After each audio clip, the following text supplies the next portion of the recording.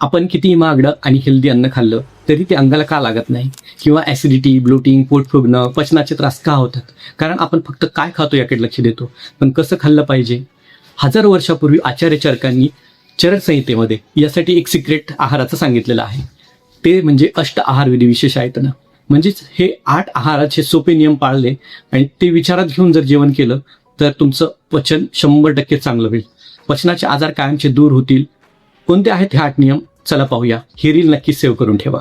पहिला आहे प्रकृती, म्हणजे अन्नाची प्रकृती म्हणजे मूळ स्वभाव ओळखा. म्हणजे तुम्ही खात असलेला पदार्थ नैसर्गिकरित्या पचायला जड आहे की हलका हे समजावूनच खा.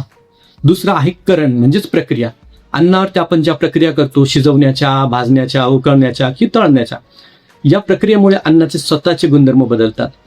आहार हलका किंवा जड होतो, तर हा विचारात घेऊनच आहार सेवन केला पाहिजे. तिसरा आहे संयोग, म्हणजेच कॉम्बिनेशन.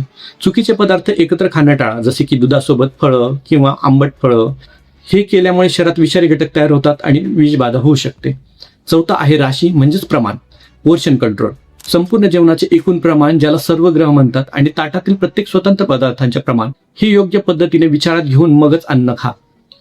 पाचवा आहे देश, म्हणजे ठिकाण.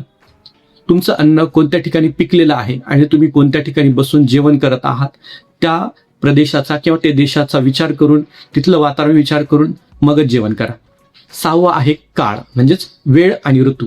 दिवसाची योग्य वेळ, तुमची पचनाची स्थिती आणि ऋतूनुसार तुमच्या आहारात बदल करा. म्हणजेच हिवाळ्यामध्ये तुम्ही जड आहार घेऊ शकता, पण पावसाळ्यात हाच आहार तुम्हाला अगदी हलका करावा लागतो. सातवा आहे उपयोग संस्था, म्हणजेच जेवणाचे नियम.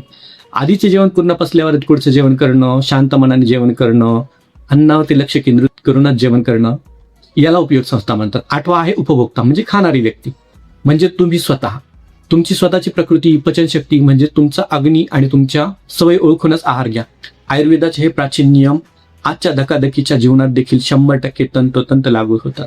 तुम्ही जर हा विचार करून, हे नियम पाळून जर आहार घेतलात तर तुमचे पचनाचे विकार तर दूर होतीलच, पण पुढे संभाव्य आजार जे होणारे आहेत ते देखील दूर राहतील. यापैकी कुठले नियम तुम्ही विचारात घेऊन जेवण करतात, कमेंट्समध्ये नक्की लिहा आणि ही रील सेव्ह करा, तुमच्या प्रियजनांसोबत शेअर करा.